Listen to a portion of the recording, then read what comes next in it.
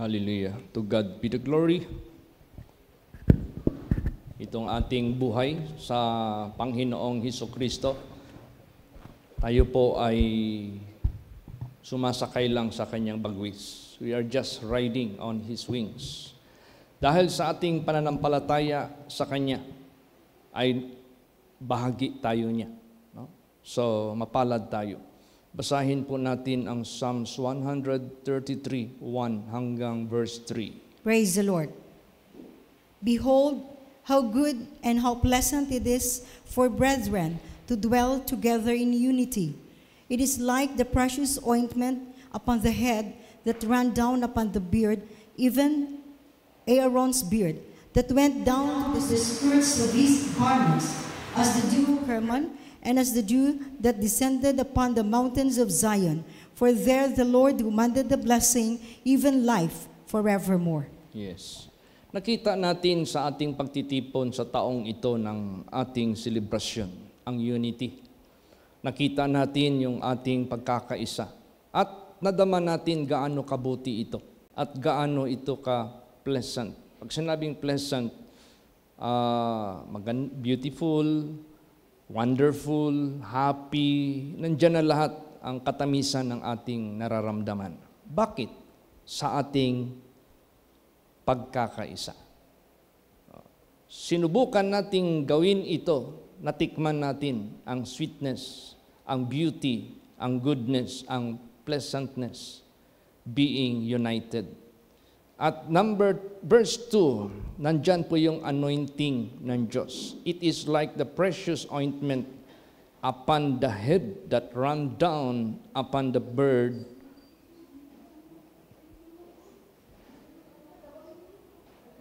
Ay, sunog may.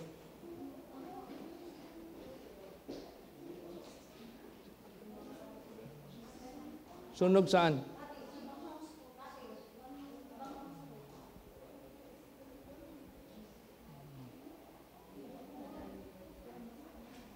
Baka may iniwanan doon na ano?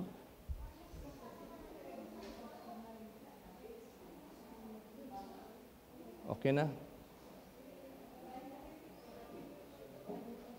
Under control na may? Okay.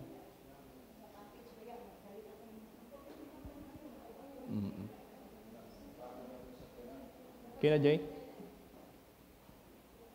Okay. Praise the Lord.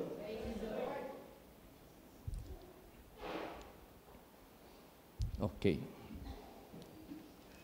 So, atin pong naramdaman ang goodness at ang pleasantness among ourselves na nagkakaisa. Ito po ay small scale pa lamang, no? Maliit pa lang na scale. Gagawin ito ng Diyos, greater scale, larger scale, hanggang paano niya palawakin ang pinapagawa ng Diyos sa buhay natin. Pag mapanatili natin ang unity, manatili din yung ating mga katagumpayan na ating maangkin. Ngayon, paano tayo, sa anong direksyon ng ating pagkakaisa sa ating paglilingkod sa Diyos? Basahin po natin. John 17, verse 21. Praise the Lord. That they all may be one, as thou, Father, art in me, and I in thee, that they also may be one in us, that the world may believe that thou hast sent me. Yeah. So, ang unity na ating pinagkakaisahan ay walang iba, to be one in God. Para ma-unite tayo sa Diyos. Pag sinabing united tayo sa Diyos, we are not apart from Him and we are not different from Him. We are one in Him. We are the same in Him. So kung ano yung purpose ng Diyos, kung ano yung mission ng Diyos, yun din ang ating purpose, yun din ang ating mission. So salamat ako. Alam mo yung laging lumalabas sa bibig ko yung prayer, Jesus, unite us in one spirit. Alam nyo naman yung mga nakalipas na mga taon, grabe ang spirit of matatawag nating division, spirit of confusion. Pero dahil tayong lahat ay nagmimithi ng unity, ay nangyari ito by the grace of God and by the help of our Lord Jesus Christ. Ang pagkakaisa natin, hindi sa tao. Ang pagkakaisa natin, hindi to any personalities. Ang pagkakaisa natin ay pakikiisa sa Diyos.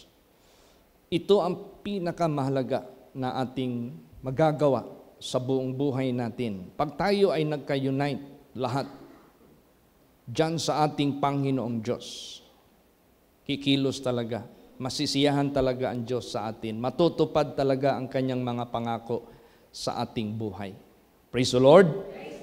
Lahat ng mga pangitain, lahat ng mga revelations, lahat yan ay matutupad talaga yan. 100% talaga yan. So, itinilaga ni Jesus ang main na mag-lead sa church na ito o sa kongregasyon na ito o sa ministry na ito overall. Meron tayong orderness. God made everything in order. Kaya hindi pwede na ano yung leading ng Diyos sa main church, iba naman ang leading doon sa iba. Hindi po pwede. Kailangan kung anong leading dito sa main church, susunod si Pastor Tom. Susunod lahat ng mga pastors. Bakit? Hindi naman din ako pwede gagawa, hahakbang in my own way. It cannot be. I have to move or step from our God, from our Lord Jesus Christ. Kaya itong pagkakaisa natin, wala tayong tao na itataas, wala tayong tao na pupurihin, wala tayong tao na padakilain, wala. Wala po. Ang pinapalaki natin si Jesus Christ. Ang pinapagtitibay natin si Jesus Christ sa buhay natin. Bakit? Unang-una, He is the head of this church. Praise the Lord. He is the head of this congregation. At alam mo yung unity, pag sinabing unity, ano yung move ng ulo? Susunod lahat ang katawan. Kaya nilagay ng Diyos yung brain na sa ulo. Kasi pag mag-command yung brain, which is the head, susunod lahat ng buong katawan. So, ganun din sa ating ministry. We have the head. Hindi tayo headless. Hindi tayo walang ulo. May ulo tayo dito. Walang iba. Ang Diyos na buhay, ang ating Panginoong Hesukristo. Tapos yung dito sa main, hindi ako pwede maghakbang in my own way.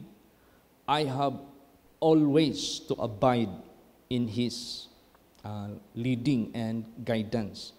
Tapos dapat susunod ang lahat para meron tayong unity na matatawag at tinatawag na uniformity. Yung bang pareho tayo lahat. Basahin natin yan. 1 Corinthians 1 verse 10. Praise the Lord. Now I beseech you, brethren, by the name of our Lord Jesus Christ, that ye all speak the same thing, and that there be no divisions among you, but that ye be perfectly joined together in the same mind and in the same judgment. Ayan. Mga kapatid, minumungkahi ko kayo sa pangalan ng ating Panginoong Hesukristo. Bakit sa pangalan niya? Dahil we are moving under Him. We are doing under His command. We are doing under His purpose, under His will.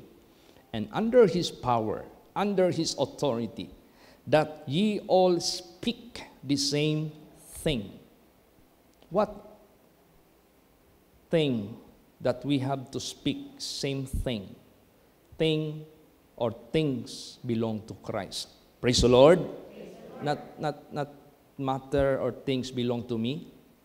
Not matter belong to Pastor Tom, neither to Pastor Samuel Gabre, no. But thing belong to God. Kailangan magsalita tayo. Same. That ye all speak same thing, that there be no divisions among you, but that ye be perfectly joined together in the same mind and in the same judgment. Kasi tayo, we are all members of the body of Christ, and we have to obey the head. Amen? Praise the Lord. Para yung katawan ko. Ano yung dikta ng head? Must obey. Must follow. That is the so-called unity. Yung pagkakaisa ng katawan, maraming parts, pero lahat sumusunod sa head. And we are all members one another under the body of Christ. Basahin natin. Romans 12:5. Praise the Lord. So we, being many, are one body in Christ, and everyone members one of another. Yes. Bilang marami tayo, we are plural, we are more than one, and yet one body in Christ. So pag sinabing one body, isa lang ang ulo. Isa lang ang mag-command. Isa lang pinanggagalingan ng idea. Isa lang pinanggagalingan ng purpose. And it must be from the head.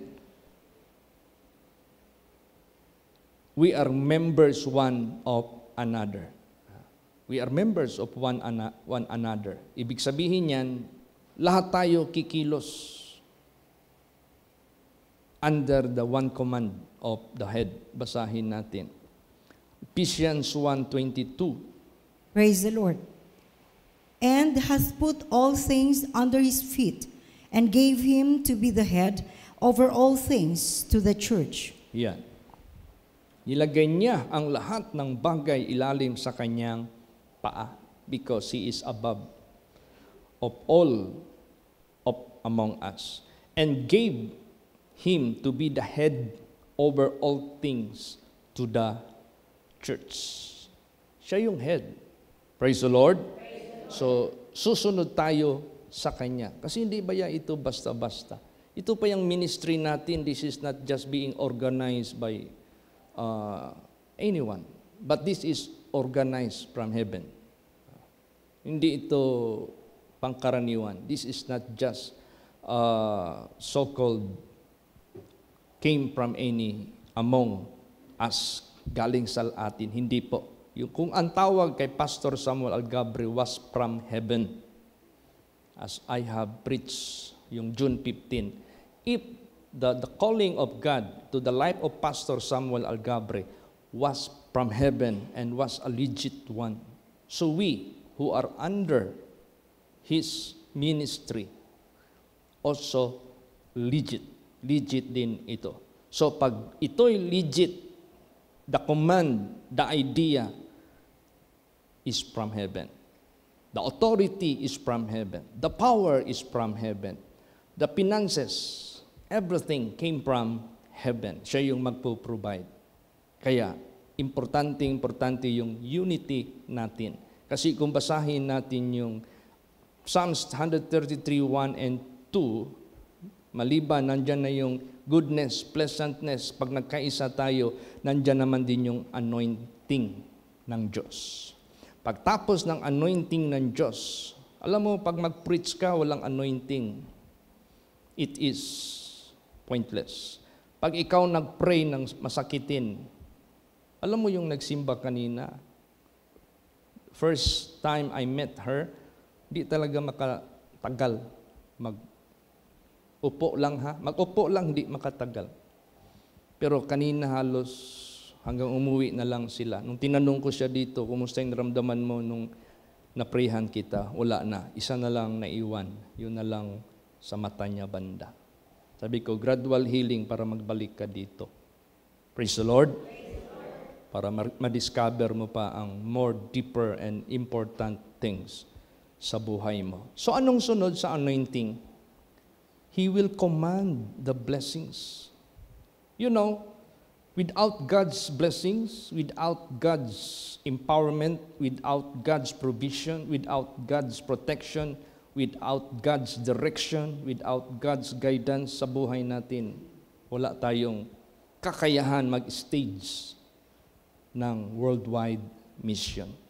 Siguro, locally, pwede lang para tayong ordinary. But, itong worldwide mission, nako, sabihin ko po sa inyo, if the authority and the power and the blessing just came from here on earth, kahit ako, hindi na lang ko mangahas magsalita ng worldwide mission.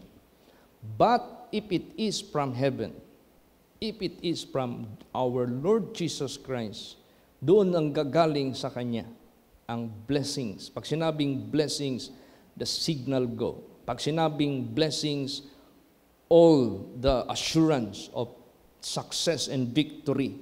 Ano palang purpose natin? Para tayo sabihin na rarami din tayo? Hindi. Para sabihin na yayaman din tayo? Hindi. Para sabihin kapable na rin tayo magpunta ng ibang-ibang bansa to put up and erect churches? Hindi po. That is not the real reason. But the real reason is what God had purpose na magligtas siya ng mga kaluluwa.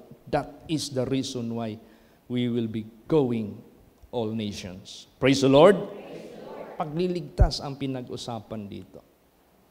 So, dito magsimula sa atin yung kaligtasan. And let us spread this salvation of God all over the world. Kaya, pag nandyan, i-command niya yung blessing because of our unity and even life forevermore.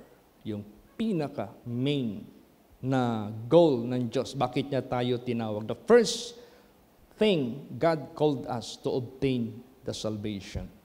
The second, why God called us, that we might bring forth fruit.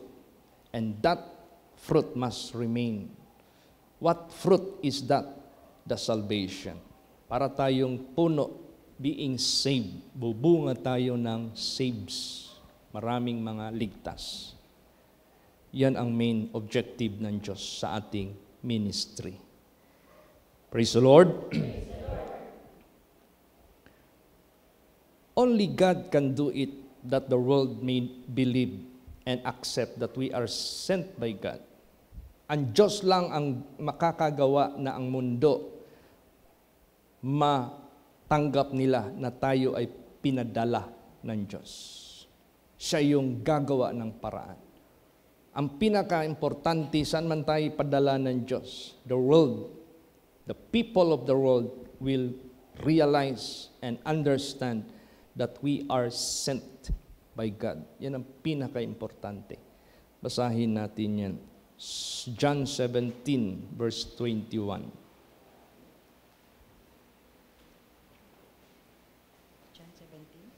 John 17, verse 21. Sige po. Tapos. Ha? Okay. That the world may believe that thou hast sent me.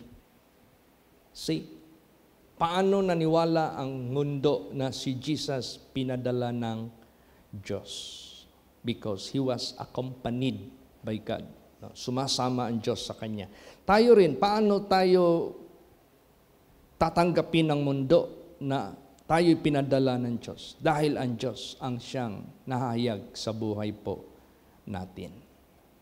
Kaya, the same lang ang ating direksyon, ang direksyon ng ating Panginoong Diyos. Siya yung pinaka-head overall sa church na ito. So let us grow for the sake of the head. Praise the Lord. Maglago tayo. Magkaisa tayo, maglago tayo for the benefit of the head. Basahin natin yan. Pakibasa.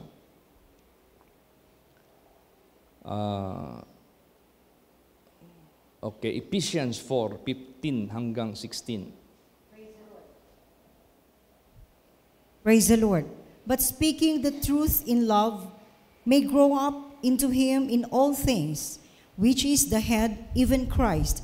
from whom the whole body fitly joined together and compacted, that by that which every joint supplieth, according to the effectual working in the measure of every part, maketh increase of the body unto the edifying of itself in love. Yes. Let us be very careful in speaking the truth. No? Mag-ingat tayo sa pagsasalita ng katotohanan. It got to be in love. Magsasalita ka naman ng katotohanan out of kayabangan, hindi rin maganda. Nagsasalita ka nga ng katotohanan out of all bragging yourself and boasting yourself, hindi. O nagsasalita ka nga ng katotohanan but out of insulting others, or masyadong disgusting yung approach mo sa kanila, or humiliate mo yung tao. Kaya careful tayo handling the truth. Sinabi dito, but speaking the truth in love. Praise the Lord. Ang purpose natin, ma-deliver natin ang truth, not to humiliate them or to prejudice them, na atin silang hatulan, kundi out of love, na ma-demonstrate natin ang kaligtasan sa buhay natin, makita dito sa buhay natin. May grow up into Him in all things. See? Sino ang magiging direksyon natin na palaguin natin? Siya. May grow up into Him in all things, which is the head, even Christ. Praise the Lord. Kaya huwag kayong mag-isip na kakainggit naman si Pastor Chito. Itinalaga na siya as the mag-lead sa atin. No. Do not think to any man na may tao tayong iisipin. We are equal in the eyes of God. Praise the Lord. Ang purpose natin dito, paano natin mapa-increase yung head, which is the head, even Christ. Do you mean, Pastor Chit, Christ cannot handle His own body to let it increase and grow? Hindi ba kaya ni Kristo na palaguin niya ang kanyang sariling katawan? But we need the cooperation. We need the collaboration for the increase of the head. Praise the Lord. Yan na yung unity. Nandyan na yung pagkakaisa natin, pagsasubmit natin under one God, under one direction. Minsan, lahat ng makalaman talaga na ugali, huwag na natin yung gamitin. They are unprofitable for our success. I-deny na natin lahat yan. Wala na yung inggitan, wala na yung sabihin mo, God is unfair, wala. Alisin natin lahat yan. Minsan, ang diablo, kahit hindi ka sana malungkot, pinapalungkot ka. Minsan itong inggit kasi, parang hindi mo ma-take yung success ng iba. You are suffering from such feeling na parang hindi mo matanggap. Alisin na natin lahat yan. Wala tayong tao dito na siya yung maging figure ng holy place na doon nakacentralize sa Kanya. No, that's not the way.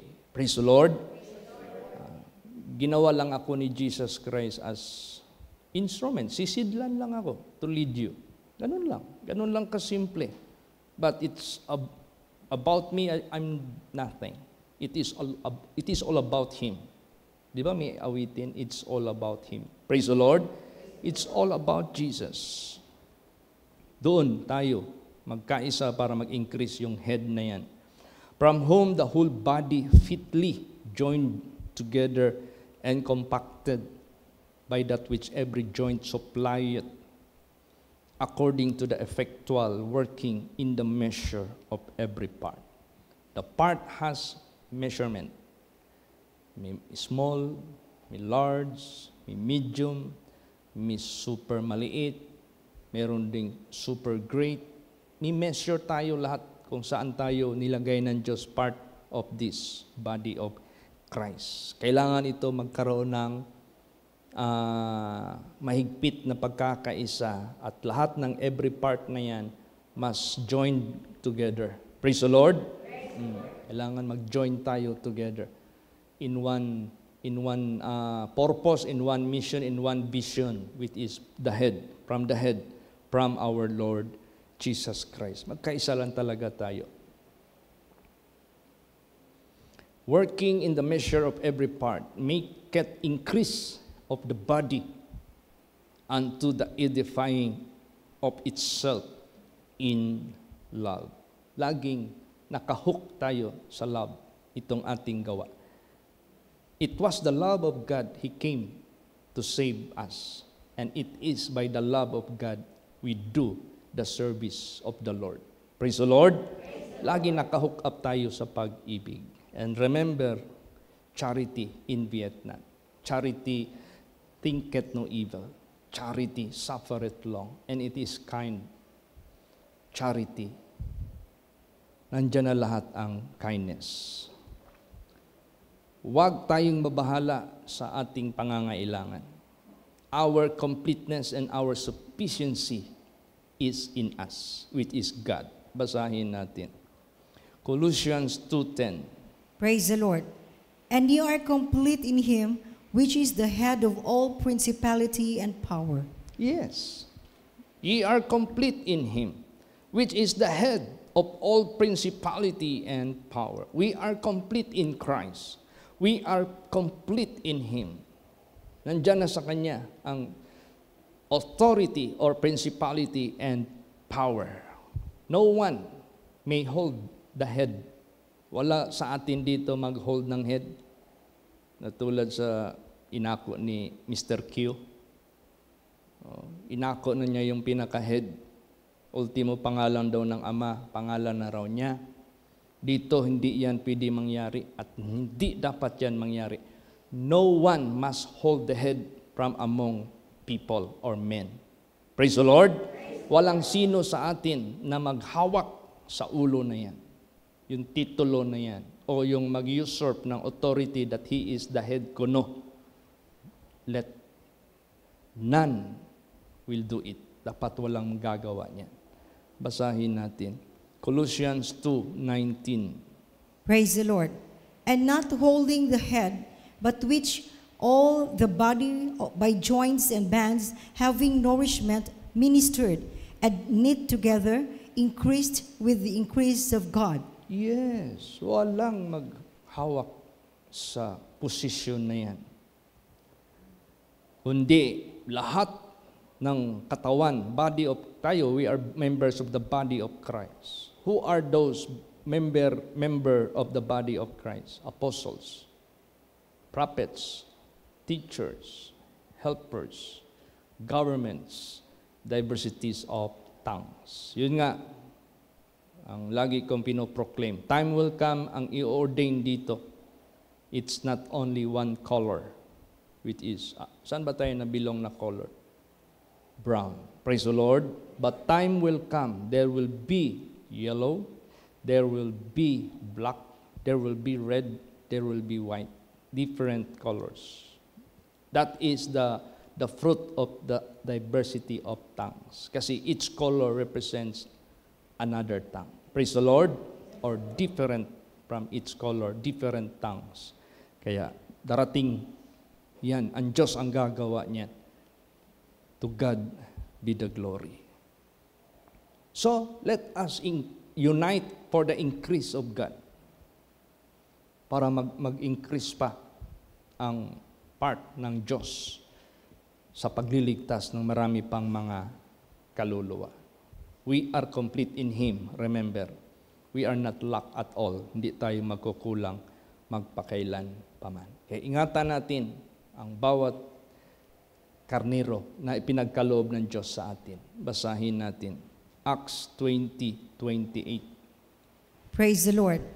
Take heed therefore unto yourselves and to all the flock over the which the Holy Ghost hath made you overseers to feed the church of God, which He hath purchased with His own blood.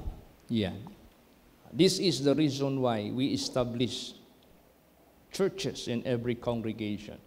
Congregation can only be done if there are people who are being blessed out of the preaching of the Word of God, and they are sincere and gusto talaga nilang magpatuloy. Kaya yan, malagyan talaga yan ng kongregasyon. Ang Cebu lagi na nag-text sa akin, Pastor Chit, meron ba kayong Cebu? Pero marami na yung natin dyan. Pag nag-online, at marami ng mga miracles ginawa ang Diyos diyan, and they cannot forget those miracles. Once ma-establish natin yung church natin diyan sa Cebu, malagyan niya ng worker, marami na naghihintay. Ikalawa itong Tagum City. Marami na tayong mga kapatiran diyan na pupunta ang iba diyan sa Panabo. But it is not ideal na hayaan na lang natin sila magbiyahe ng malayo. Ma-open din yan. Yung anak ni Tatay Loy, isa yun na nag-urge din sa akin. Praise the Lord. Iko-consider yan ng ating Panginoong Diyos. Because the Bible says, if there are interested and hungry and being blessed by God at gusto nilang magpatuloy, isa yan sa pag-take care natin sa kanila na huwag silang mawala. Kaya i-pray natin yan. So, ating pag-unite, He will command the blessings. Praise the Lord. Para magamit natin. Last verse, 1 Timothy 3:15. Praise the Lord. But if I tarry long, that thou mayest know how thou oughtest to behave thyself in the house of God, which is the church of the living God, the pillar and the ground of the truth. Yeah, this is the reason why Sister Emma was being urged by me to be ordained, and also my wife. Bakit? Pag minsan magmalayo ako, tatagal ako. Hindi pwede na mag-invite pa tayo ng pastor, mag-conduct ng Holy Communion. Hindi pwede mag-invite pa tayo ng mga pastors from other congregation. At hindi ko naman din pwedeng i-assign si Pastora Emma outside Davao. Ano lang ito siya, pinaka-reserve lang siya. Para kung wala ako, kasama ko si Mrs. ko at si Pastor RJ may be busy rin sa ibang lugar, at least may tatayo sa inyo dito na full pledged pastora or servant of God that can perform all manner of services. Praise the Lord. Kaya full ang authority. Kasi last na authority na binitawan ni Lord Jesus Christ among the newly ordained. Sabi ni Jesus, ibigay ko sa inyo ang full authority. Bakit? Matured na tayo. No? We are already matured.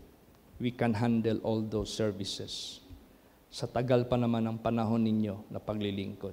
Amen? So, this is just an indication that we will be very busy. Darating ang panahon. Itong Myanmar talagang mauna siguro ito kaysa India. Kasi grabe yung talagang in-urge talaga ako. At lalo't na pinipray ko yan kay Lord Jesus Christ. At marami pang mga lugar na dapat nating idalangin sa Diyos. Mga stepping stones lang ito sila. Amen? Praise the Lord. Kaya lahat ng mga magpapaalam ng mga pastoras and pastors, kasi iba-ibang schedule nila eh. Merong 17th, merong 18th, merong 19th, merong 20th, merong 21st ng June. So, habang nag-pray ako dito, lagi ko silang nire-remind, use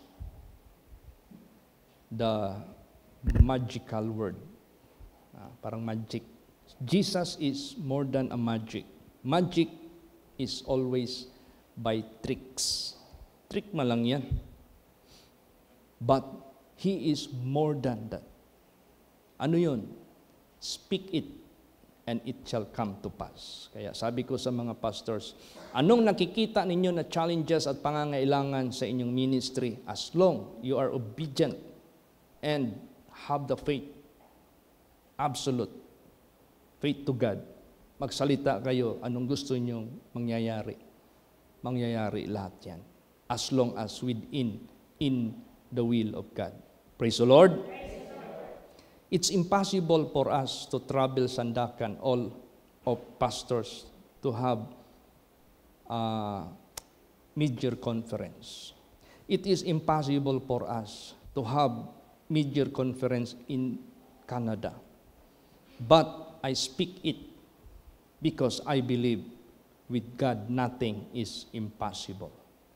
At that is in relation sa worldwide mission. Paano natin mapadala ang ating mga pastors abroad if they don't have any experiences going abroad? That is part of their trainees. Kaya nga, nag-conduct tayo dito ng English teaching. At least, kahit hindi man talaga perfect talaga kami magsalita, but it's what? Getting better unto perfection. Praise the Lord. Papunta na kami sa kaigian at sa kasakdalan para kung sakaling mapasabak tayo sa iba't ibang bansa, ay meron na tayong confident na tayo magsalita by the power of God. Praise the Lord. So, yan ang dahilan. If I tarry long, kung sakali akong tatagal, that thou mayest know how thou oughtest to behave thyself in the house of God. Kung tatagal ako darating sa house of God, alam nyo na kung paano kayo mag-behave. Ano yung behavior natin dito? To continue the services, to continue all manner of services. Patuloy yan. Which is the church of the living God, the pillar and the ground of truth. So kami, kung sakaling magtagal man kami kung sa kami ipadala ni Jesus, we are no longer bothered where to get speaker to handle such Holy Communion, baptism, dedication. Hindi na kami because meron ng mga hinandaan Diyos na fully authorized by God. Amen? Praise the Lord. Kaya itong lahat ay i-commit natin sa ating Panginoong Diyos. Yung faith natin, yan lang ang tanging nakalink sa Diyos. Tuloy-tuloy yung deliverance ng kanyang blessings and even life forevermore. This should not cut off. Dapat hindi ito maputol. Tuloy-tuloy ito. Tingnan mo yung nangyari sa India Airlines. Sa kaka-study, nagkaroon pala ng shut off power ang engine. Nakitaan may mga picture taken by the passengers. Siguro na-retrieve yung mga simpak nila na naka-record pa doon ang video coverage or mga pictorial doon sa loob. Nag-shutdown talaga ang power. Tapos nakalawit yung sa ilalim yung parang maliit na electric fan. Pang emergency yun in case of failure of power, merong generator na by that propeller na maka-generate. Hindi na kinaya. So, how could you continue the flight and arrive to the destination which is London safely? Wala ka na, powerless ka na. So, dyan natin hinihintulad. Naka-take off na tayo sa faith natin. We are bound to the worldwide mission. Yung obedience at faith natin must be kept para tuloy-tuloy yung power ng Diyos. Makarating tayo sa ating destination for this worldwide mission. Amen? Praise the Lord. Huwag nating hayaan maputol ito. Huwag gumawa ng kasalanan. Huwag mag-alinlangan. Tuloy-tuloy ito. Naka-take off na tayo kasi nag-unite tayo. Kukuman na lahat ng Diyos. Yung mga pinili niya sa ibang bansa, kuhitin na lang niya yun. Tawagin niya yun lahat. Magtataka na lang tayo. We are being introduced by God. In every place we shall go. Kung saan tayo pupunta. Amen? Praise the Lord. Saan man tayo, tingnan mo yung mga, si Pastor Tam, tsaka yung mga junior pastors. Pag sinabi natin, wag mag-ulan, humihinto. Gamit ba natin yan sa ibang bansa? Di ba? Kahit kung ano yung miracles na ginawa ng Diyos dito, pakamordan pa ang gagawin ng Diyos sa abroad para lang maniwala sila that we are sent by God. Amen? Praise the Lord. Magsitayo po ang lahat.